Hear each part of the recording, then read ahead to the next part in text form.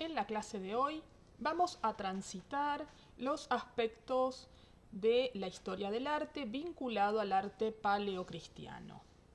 Entender que justamente se va a tratar de un estilo, de un momento cultural en la transición entre la Edad Antigua y la Edad Media. Durante el gobierno del emperador Tiberio se produjo un hecho que en esos momentos pareció no tener tanta importancia. En una de las provincias más conflictivas del imperio había surgido una nueva religión. En principio no se trataba más de un grupo, de una secta, que se había despegado de la religión judía y que entonces recibió el nombre de cristiana. Su creador, un tal Jesús o Jesucristo, fue crucificado hacia el año 33 de nuestra era. En este contexto vamos a ver entonces, como dijimos, que de la religión judía se separa este grupo, que vuelvo a decir, fue considerada una secta, y que esa expansión se desarrolló, como vemos, en diferentes ciudades en torno al mar Mediterráneo. No solamente lo vamos a ubicar en una región del actual continente europeo, sino también del Oriente Próximo y de África. Denominamos arte paleocristiano al estilo que se desarrolla durante los primeros 6 siglos de nuestra era. Lo vamos a ubicar desde el año 0, la aparición de Jesús y la aparición del cristianismo, hasta la dominación romana, la invasión de los pueblos bárbaros, aunque vamos a ver que en Oriente va a tener su continuación a través del llamado arte bizantino. En Occidente, Roma va a ser el centro y el símbolo de la cristiandad, por lo que en ella se producen las primeras manifestaciones artísticas de los primitivos cristianos, también llamados paleocristianos. Este tipo de producciones, que van a tener obviamente un contenido religioso, van a recibir una gran influencia del arte romano, tanto en la arquitectura como en las artes figurativas. Lo mismo que la historia del cristianismo en sus primeros momentos, en el arte se van a distinguir dos etapas bien diferenciadas. Estas etapas se van a separar claramente en una primera etapa, cuando surge el cristianismo y va a ser considerado una secta y por lo tanto los cristianos van a ser perseguidos. Durante toda esta primera etapa, que dura alrededor de 300 años, el cristianismo va a tener que desarrollar sus producciones artísticas de forma oculta, de forma clandestina. Hasta que en el año 313, justamente por la presión y el impulso que había alcanzado esta considerada entonces secta, se produce el Edicto de Milán, que lo promulga el entonces emperador Constantino, y gracias a este edicto lo que se permite justamente es el culto libre de la religión cristiana, consiguiendo así los cristianos los plenos derechos de manifestación de su religiosidad. Dicen que hasta la propia madre del emperador Constantino se había convertido a la religión cristiana, hecho que significó claramente una presión significativa para que Constantino tuviera que abandonar una forma de religión politeísta como era la que tenían los romanos, para comenzar a aceptar una religión que va a ser monoteísta, y que esto justamente lo que introduce es un cambio de paradigma, que es el que va a dar lugar también a un cambio de era, ¿no? A la finalización de lo que vamos a considerar la Edad Antigua y el origen de la Edad Media, donde, como decíamos, ese cambio de paradigma va a estar en principio y en primer gran lugar en el aspecto religioso. El primer arte cristiano es un puente entre dos culturas: la cultura clásica de la antigüedad grecorromana y la cultura medieval, que va a introducir justamente el cristianismo religioso. Se trata de un lenguaje al servicio de la liturgia y lo que ellos van a considerar la verdad revelada. Por ello, la representación de esa verdad espiritual predomina en detrimento de la verdad física. Por lo tanto, vamos a ver que el primer arte cristiano y desde entonces, subraya un sentido simbólico y expresivo y sobre todo se va a dedicar a construir imagen para acompañar la palabra bíblica. Una palabra, una doctrina que es en sus escrituras bastante compleja y por lo tanto el arte va a encontrar un lugar central para poder traducir y poder llevar a los fieles esa palabra que en principio se manifestaba de forma compleja. El arte, por tanto, será una narración clara y concisa con fuerte carácter didáctico y pedagógico. Y ahí vamos a ver entonces que justamente se produce un cambio de paradigma en el campo del arte que va a abandonar sus prácticas de la antigüedad vinculadas a diferentes manifestaciones del quehacer humano para dedicarse especialmente o abocarse a difundir la doctrina religiosa y el arte entonces asume esta función pedagógica. Como decíamos, el arte del paleocristiano lo vamos a identificar en dos etapas diferenciadas. La primera etapa involucra una modalidad y una forma de arte que se va a desarrollar hacia el interior de las catacumbas. Las catacumbas justamente van a ser un sistema de pasadizos y de conexiones entre diferentes casas de fieles que, como decíamos, en sus orígenes, por tratarse de una religión perseguida, los fieles tenían que desarrollar sus prácticas de forma secreta y oculta. Para ello desarrollan las catacumbas, como decíamos, existen distintos sistemas de catacumbas en diferentes ciudades, pero una de las más destacadas justamente es la ciudad de Roma. Y dentro de las catacumbas vamos a tener espacios destinados a cementerios, también vamos a tener espacios destinados a distintas prácticas litúrgicas, como por ejemplo la pila bautismal o la mesa para oficiar la misa. Durante las persecuciones de cristianos, las catacumbas servían de refugios donde celebrar la misa y vamos a ver entonces que todo este sistema se va a desarrollar a lo largo de 300 años. Lo vamos a ubicar entre el año 0 y hasta el año 313 después de Cristo. Si observamos el interior de alguna de estas catacumbas, como por ejemplo la catacumba de Priscila en la ciudad de Roma, lo primero que vamos a observar es un concepto de horror vacui, es decir, toda la superficie se encuentra intervenida por expresiones artísticas, por diferentes imágenes. Vemos cómo en estas catacumbas tenían la forma del techo, una forma abovedada, y como vemos también distintos espacios que se recortan para representar diferentes escenas.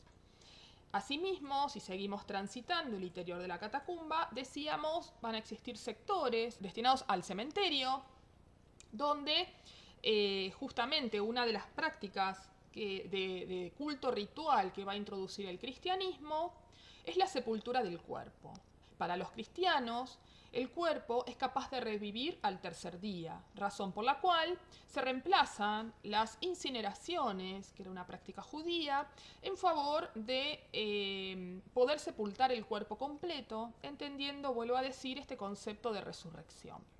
Para ello, vemos aquí, dentro de las catacumbas, pasillos con anaqueles, con espacios justamente para ir colocando los cuerpos de los fieles. Se supone que estos espacios tenían una tapa, estaban sellados, ¿no? Y en cada una de esas tapas se indicaba el nombre de la persona allí sepultada. A continuación vemos una representación que se considera de las primeras que procuran interpretar la imagen de la Virgen con el niño. Vemos aquí una figura antropomorfa, sedente, que se encuentra vestida con una túnica, sentada en una silla, y esta figura tiene en sus brazos un bebé que se acerca al pecho. Vuelvo a decir, se trata de lo que se consideran las primeras representaciones que, como vemos, todavía no van a estar cargadas de una serie de convenciones que luego van a permitir alcanzar el nivel de símbolo. Si continuamos, también vamos a tener las representaciones del llamado buen pastor, ¿no? Fíjense que se trata también de una figura masculina vestida a la usanza romana y que en su rol de pastor está acompañado de su rebaño. Va a ser común dentro de la representación del buen pastor tener una cabra en los hombros. Y como vemos, se trata de una representación totalmente humanizada, figurativa. La técnica en la cual desarrollaron estas representaciones va a introducir el fresco. El fresco se trata de una técnica que involucra la preparación de la pared y cuando se prepara la pared, en instancia de que ésta se encuentra húmeda, entonces se realiza el dibujo, lo cual permite que el pigmento penetre fuertemente, ya que la superficie todavía no se secó. Vamos a continuar con distintas representaciones. Acá estamos dentro de la tumba de Santa Domitila, otra famosa catacumba de la ciudad de Roma. Y aquí vemos a la derecha la representación de la Virgen con Niño y en el centro lo que sería también las primeras representaciones de Cristo.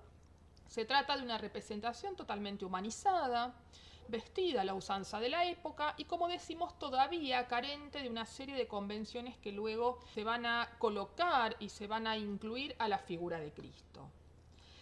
Aquí tenemos otro fresco donde vemos se decora la parte superior de una bóveda, de una tumba.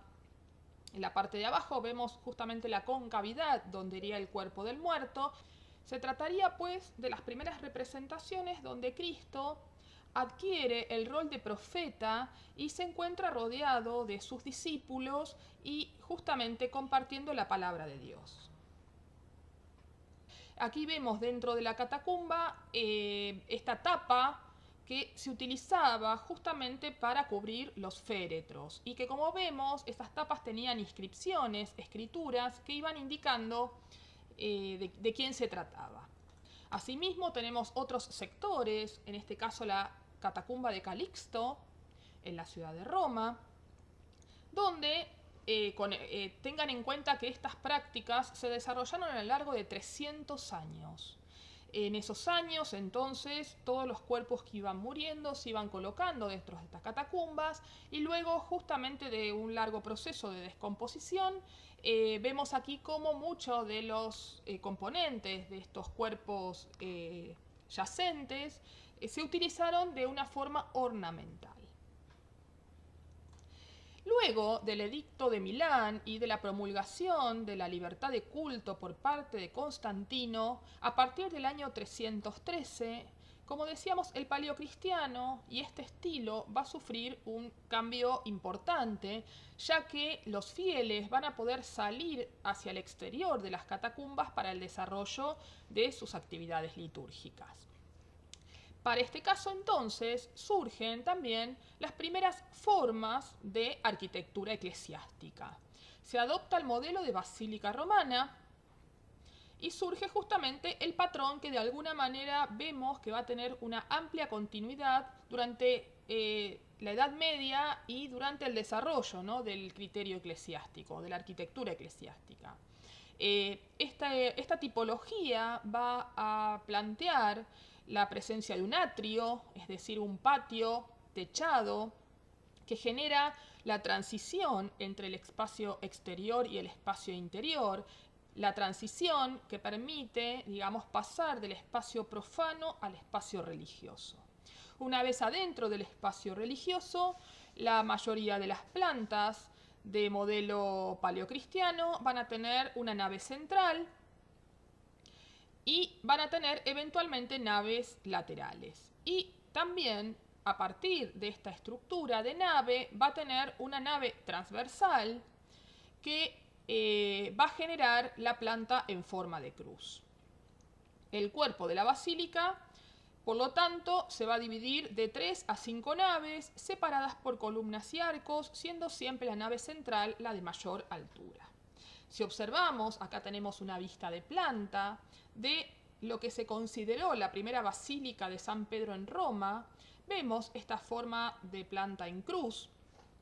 Como decíamos, si la observamos de izquierda a derecha, tenemos un ingreso hacia un atrio, un patio, como decíamos, techado, que va a funcionar, como decíamos, de purgatorio, de transición del espacio exterior al interior. Y luego vamos a pasar al cuerpo de lo que es la basílica propiamente dicha, donde la estructura va a estar dada por la nave central, eventualmente naves laterales, que puede ser una de cada lado o dos de cada lado, siempre de forma simétrica. Por otro lado, también tenemos el nártex, es decir, la nave que atraviesa y que genera la forma de cruz, y el lugar exacto donde se junta la nave central y el nártex o la nave transversal es el crucero. Ese espacio anticipa, en este caso, el espacio del altar, que va a rematar en una forma de semicírculo. Si continuamos con una vista ya no de planta, sino una vista de alzada, lo que tenemos es una ilustración de lo que se consideró fue esta primer basílica de Roma. Esta basílica se quemó, se destruyó, y en ese espacio físico hoy se erige el Vaticano. Si observamos esta vista de alzada, como decíamos, tenemos un patio, tenemos el atrio, el patio porticado, y tenemos el cuerpo principal constituido por una nave central de mayor altura, naves laterales de menor altura. Observen también el sistema de ventanas que permite el ingreso y la iluminación de la iglesia, y en este caso esta ilustración permite rematar con la vista del transepto. Y vamos a ver también que la usanza fue que el baptisterio, o sea, el espacio para la liturgia del bautismo, se desarrolle en una edificación anexa pero exterior al cuerpo principal de la basílica. Vamos a ver otras vistas. Acá tenemos nuevamente dentro de las ilustraciones la vista de planta, la vista de alzada de esta primer basílica de San Pedro en Roma. Vemos aquí claramente el sector del patio, el sector del cuerpo principal, el anexo del baptisterio en la vista de planta, y en la vista de alzada deja expresar muy bien cómo es la nave central respecto de las naves laterales, cómo son sus alturas. Observen el detalle del techo. El techo de forma exterior es a dos aguas, pero de forma interior la basílica paleocristiana va a tener, digamos, un recubrimiento de ese techo a dos aguas de forma plana, lo cual básicamente genera la idea de un cielo raso plano, y que va a ser la característica de terminación o remate del techo de la basílica paleocristiana. Otra ilustración que permite reconstruir, ¿no?, esta primer basílica. Fíjense que tenemos una fachada de ingreso con una torre, que también el uso de las torres va a convertirse en una tipología de las basílicas cristianas. Si observamos, en este caso, otra construcción que todavía pervive, la Basílica de Santa Sabina, erigida hacia el siglo V después de Cristo. Esta basílica la estamos observando desde la parte de atrás, es decir, acá estamos viendo cómo termina la arquitectura en la forma del semicírculo, y ese espacio lo va a ocupar el atrio. Por otro lado, esta vista también nos permite ver el sistema de ventanales que va a recibir el nombre de claristorio, y que justamente estos ventanales lo que van a permitir es el ingreso de la luz y la iluminación natural de la iglesia. Si en este caso visitamos la iglesia de la Santísima Trinidad, se trata de una iglesia de origen paleocristiano, pero que luego tuvo varias remodelaciones, razón por la cual vamos a observar que hay elementos que pertenecen a estilos posteriores del paleocristiano. Sin embargo, lo que se mantiene en este caso es el techo plano, como decíamos, el cielo raso, que reviste el techo a dos aguas de forma plana. Asimismo, esta foto también permite ver el claristorio, y si observamos también vemos cómo la nave central se va a separar de las naves laterales a través de un intercolumbio, es decir, un sistema, digamos, una corridilla de columnas que no están ocupando especialmente el rol de sostén, sino que ocupan un rol decorativo, especialmente por la cantidad de columnas que separan la nave central de las naves laterales. Como decíamos, acá hay algunos elementos que se introducen en estilos posteriores. Sin embargo, si observamos, vamos a ver un estilo de columna corintio que proviene, digamos, de las estéticas griegas. Otra vista de la misma iglesia de Santa Sabina que permite dar cuenta con más claridad cómo funciona el claristorio, cómo se lucen el intercolumbio que separa la nave central de la nave lateral, y también podemos ver claramente el atrio, o sea, cómo termina la iglesia en esta semiesfera y que en general sobre ella era común el desarrollo de frescos. Otra vista de la misma iglesia y una vista que nos permite acercarnos, como decíamos, a la semicúpula que remata esta arquitectura. Y en este caso se trata de un ábside que estuvo reconstruido hacia el siglo XVI, que por lo tanto hay elementos de estilo que no pertenecen al paleocristiano.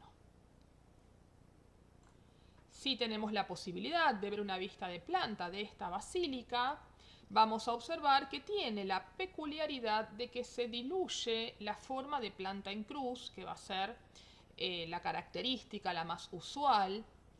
Sin embargo, digamos, la esencia de la planta en cruz la van a dar estas arquitecturas anexas. Vamos a continuar el recorrido por otras iglesias paleocristianas, la de Santa Prudenciana en la ciudad de Roma, donde vemos una fachada bastante adusta, plana. Observen el ingreso con una morfología similar a la del templo griego, es decir, un pequeño tímpano que es más bien cegado, es decir, se integra dentro de la arquitectura.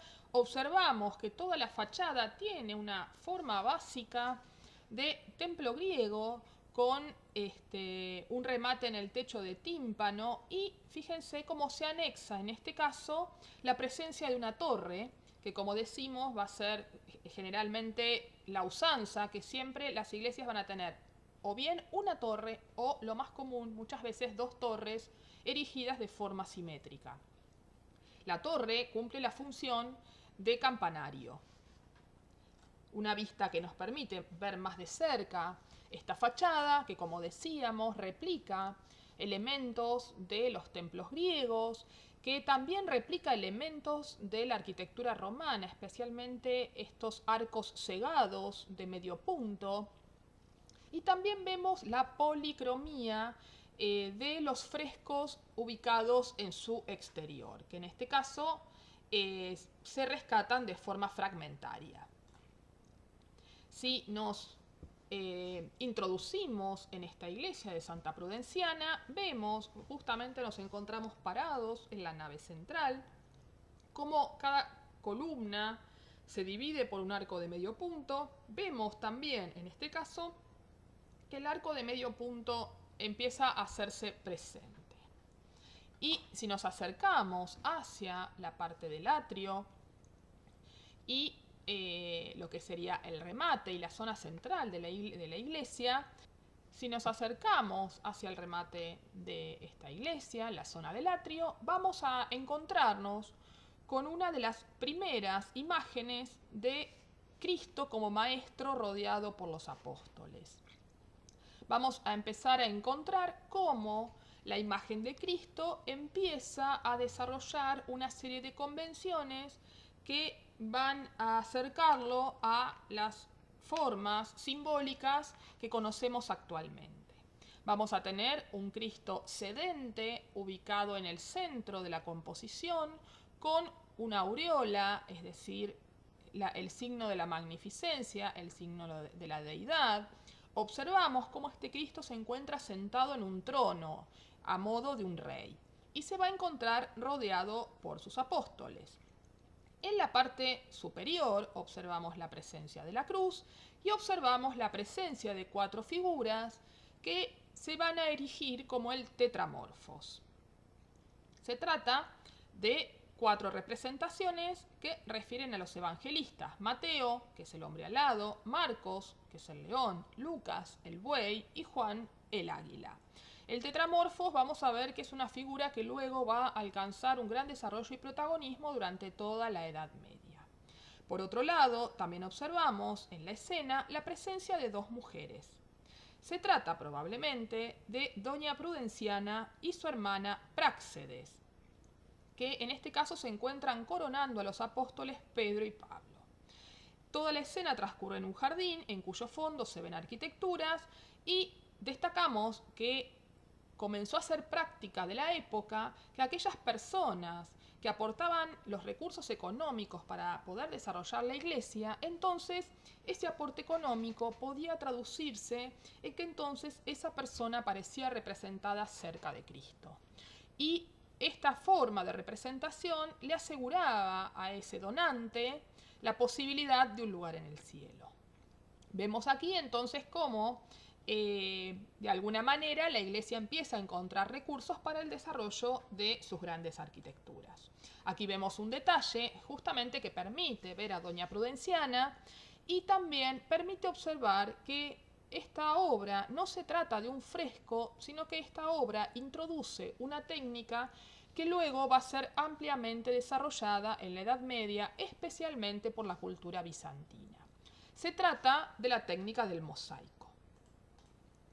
Si continuamos por recorridos de la arquitectura paleocristiana, tenemos aquí una vista del baptisterio de la Basílica de San Juan en la ciudad de Letrán. En este caso vemos una arquitectura de forma hexagonal que, como decimos, se erigía de forma anexa a la estructura principal de la basílica.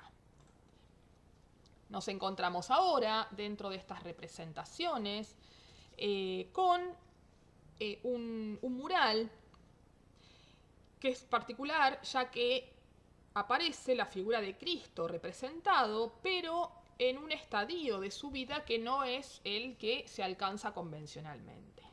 Se trata de un Cristo apolíneo, es decir, un Cristo joven, sin barba, que es un Cristo que lo acerca más a la figura del dios Apolo y de los dioses solares, o sea que es una estética que se relaciona especialmente con la cultura grecorromana. Por otro lado, vamos a ver que se trata de una escena donde Cristo se encuentra dándole un pergamino a Pedro, afianzando así el poder de los papas.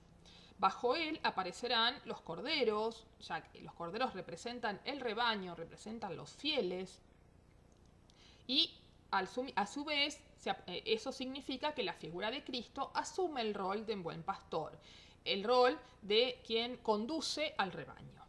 Que el rebaño, como decíamos, son los fieles y las almas de las personas que confían en la religión cristiana. Por otro lado, también vemos elementos de la naturaleza como palmeras, como agua, que ayudan, digamos, a contextualizar la escena. Otra representación de carácter mural se trata de la representación del Cristo siríaco, es decir, una representación de Cristo que se empieza a acercar a la cultura bizantina. En este caso, el Cristo ya no se encuentra parado, como vimos en el caso anterior, o sentado a modo de Cristo Rey, sino que se trata de una figura sedente, pero ya ahora no sobre un trono literal, sino sobre una gran bola o una gran esfera que representa el universo. Es decir, este Cristo siríaco nos va a acercar a la noción del que posteriormente se va a transformar en el Cristo Pantocrátor, es decir, el Cristo Todopoderoso. Se trata de un Cristo que ya tiene barba, que ya tiene una edad que ronda los 30 años y que va a ser la tipología de la representación de Cristo de aquí en adelante. El Cristo en este caso en un círculo, y a su vez el Cristo con aureola. Por otro lado, otra de las manifestaciones que se van a empezar a desarrollar y que abren la puerta a la cultura medieval es el famoso manuscrito. Junto con el desarrollo de la liturgia cristiana, viene también la importancia de difundir la palabra de Cristo. En este sentido, en torno a la Iglesia se van a desarrollar una serie de tareas. Una parte de estas tareas va a tener que ver justamente con las prácticas académicas, el desarrollo de bibliotecas y también la formación de aquellas personas que se van a dedicar a hacer manuscritos. Los manuscritos, como el nombre lo indica, se van a tratar de libros escritos a mano. En muchos casos son miniaturas, es decir, de tamaño muy pequeño, ya que estaban pensados para que los sacerdotes lo pudieran trasladar durante sus peregrinaciones. Estos manuscritos incluían textos escritos que eran ilustrados, y eran ilustrados a través de dibujos y pinturas con distintos temas históricos y por supuesto sacros. Siempre la imagen, como decíamos, va a ocupar un rol pedagógico que va a permitir ilustrar la palabra escrita. Por otro lado, estos manuscritos van a incluir el colofón, que es una inscripción que se colocaba en general al final de estos textos y que contiene los datos acerca de su producción. La invención del pergamino, es decir, un soporte de tipo papel, así como el formato del códice, que ya era un formato que no se enrollaba a diferencia del papiro egipcio, le van a dar nuevas posibilidades al diseño que posteriormente en el campo del diseño podríamos llamar editorial. Por lo tanto, aparece el libro, el formato libro, como decíamos, hecho en pergamino, y que es un formato que va a desarrollar una relación muy interesante entre texto e imagen. Si vemos de estos primeros manuscritos, aquí tenemos el texto de Virgilio del Vaticano, uno de los manuscritos llamados iluminados. ¿Por qué? Porque el manuscrito iba acompañado de la imagen que iluminaba, es decir, daba luz, ilustraba la palabra escrita. Hay que tener en cuenta que se trata de una época de un gran nivel de analfabetismo y que entonces la Iglesia se ve forzada a generar estrategias para poder inculcar la palabra de Dios. Como la gran mayoría de los fieles eran analfabetos y no tenían un acceso directo a la palabra escrita, entonces la imagen va a ocupar un rol central para poder explicar el contenido del texto bíblico y por supuesto la imagen se va a complementar con el rol del sacerdote, que es el que lee la palabra escrita y el que la interpreta. Este tipo de textos los vamos a ver hacia fines del siglo IV, principios del siglo V, y decimos se trata de una publicación pagana en este caso, ya que no estaba desarrollada por una iglesia. Si continuamos este recorrido, como decíamos, observamos la interesante relación entre el texto y la imagen. Observamos que la imagen se va a desarrollar con muchas de las convenciones propias de la forma de representación romana.